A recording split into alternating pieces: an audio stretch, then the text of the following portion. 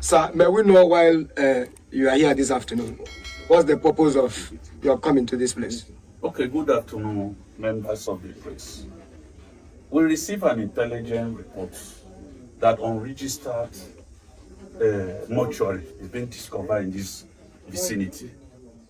His Excellency delegated the Commissioner for Health, the local government chairperson of Ngor-Okpala. Myself, I came to represent the Inspector General of Police. We visited this place. We saw scattered corpses, mutilated corpses in this environment. What we have seen, the corpses that we discovered are more than hundreds. And the owner of the mortuary is on the run. We sent for him, he refused to come. And severally, we mounted surveillance, whether we'll be able to get him, he's on the run. And by the information we gathered, they use this place in dumping the corpses of what they call organs harvest. Organs harvest. And we are appealing on members of the public, whoever that have corpse here, to come forward, because His Excellency wants to unveil who and who are running this unauthorized mortuary. Because it's been in existing, it's now that we discover it, and by His grace, we arrest the suspects, and he's going to face the full wrath of the law. Thank you. But are you by this act declaring him wanted? We have already declared him wanted. He's on the road. We do not see anybody here. And this health hazard. And by His grace, the Commissioner of Health is here, the pathologist is here. We may soon make a mass burial. Okay. Because it's constituting health hazard of this village. So why you do that? Are you going to seal up this environment? They attain the Excellency want to even destroy the whole facility after obtaining legal order. Okay, let's speak to the Commissioner for Health. Good afternoon, members of the press.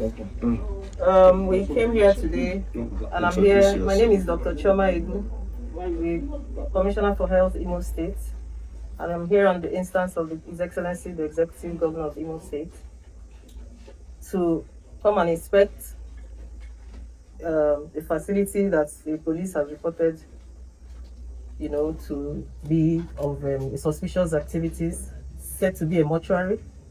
We have checked our records and we've not seen this place registered or any up-to-date registration of this facility in Ministry of Health. So we've come here to inspect, and we found a lot of hundreds of dead bodies, decomposed, not taken care of. There's nothing to show that this place is a mortuary. There's nothing happening here, or even if you look at the corpses, there's nothing to show that there's any way they were trying to preserve them.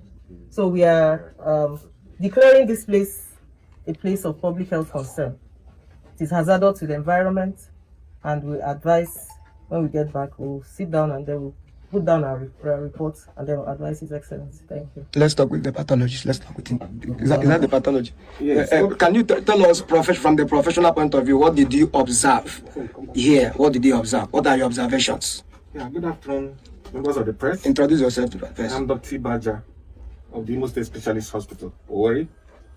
I'm here on the instance of the Commissioner who invited me to come and ascertain the state of preservation of the corpses here in this so-called morgue. I also came on the instance of the Honorable Commissioner for Police. Incidentally, I was so astonished when I got here because the level of preservation, there's no level of preservation of the corpses. They are in total state of unfair preservation, and most of the bodies are mutilated and in a very terrible state of preservation. So, and even the environment does not depict an environment where bodies should be kept, because they are in very big state of disrepair. The building is dilapidated, the bodies are terribly preserved, and the environment is terribly insecure. You know, if you come around, there are exit and entrance routes which does not depict a good mortuary setting. So I will advise the Honorable Commissioner to look inwards and check the records and ascertain whether this so-called mortuary is in existence or has updated its registration. Thank you. So, pathologist, will it be right to say that some of the corpses, some organs have been extracted from them? Will it be right to say there are a lot of evidence of mutilation? Okay, we want to get it clear. Let's speak with the chairman.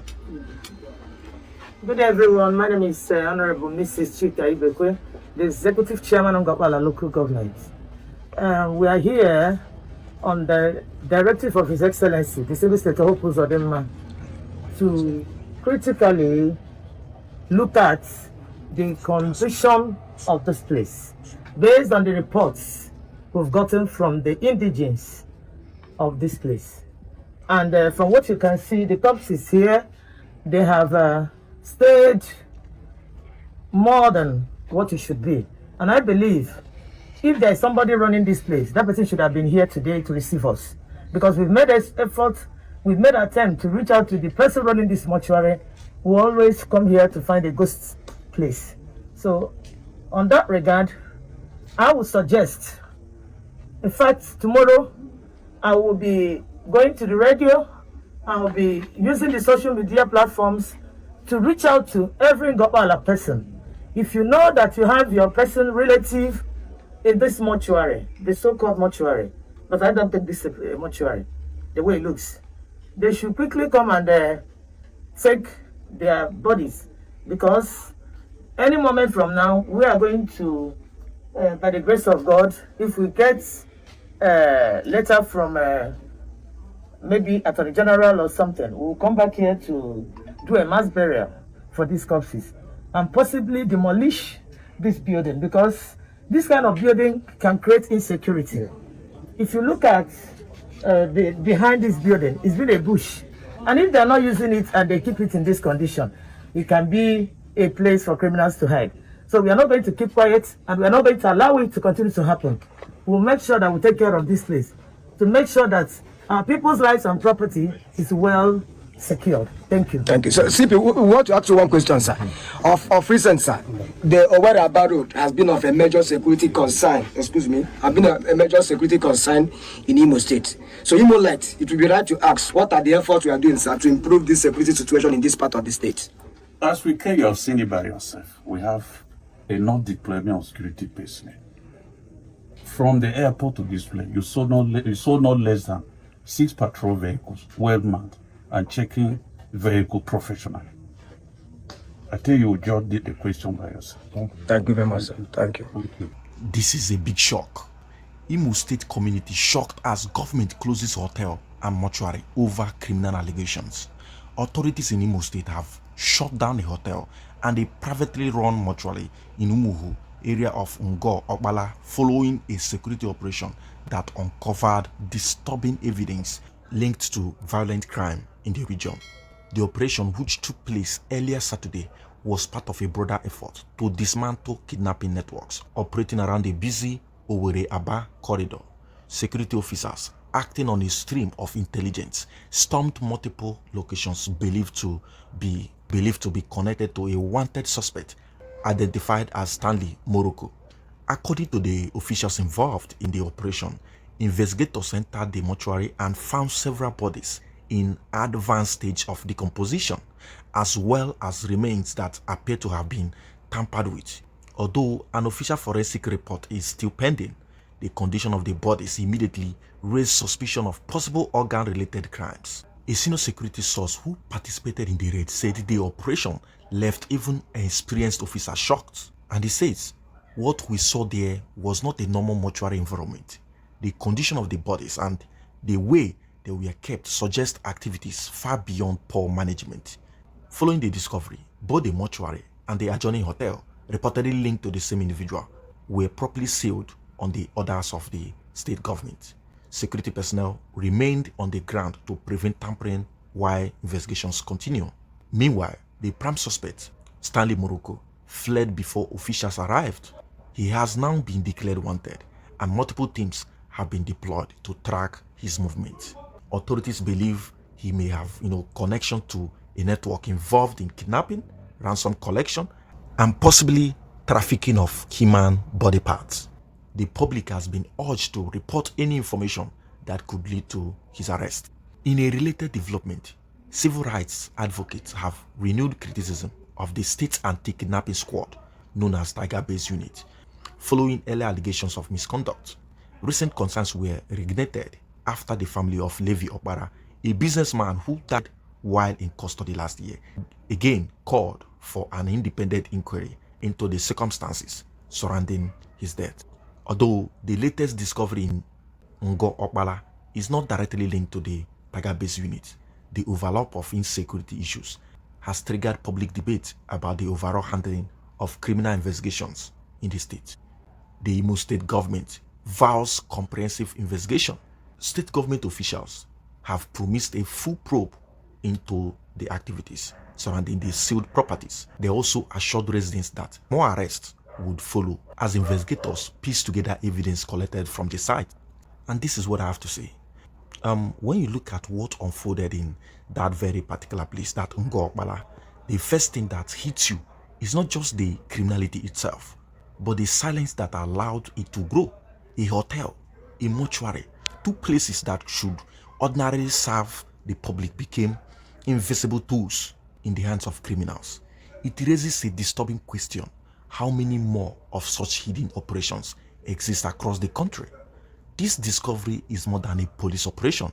It is a mirror head up to our security system, exposing everything we have refused to confront. For years, the public has complained that security agencies focus too heavily on low-risk, highly visible offenses, raiding clubs, arresting young people for looking suspicious, chasing internet fraudsters like it is the only crime in the society.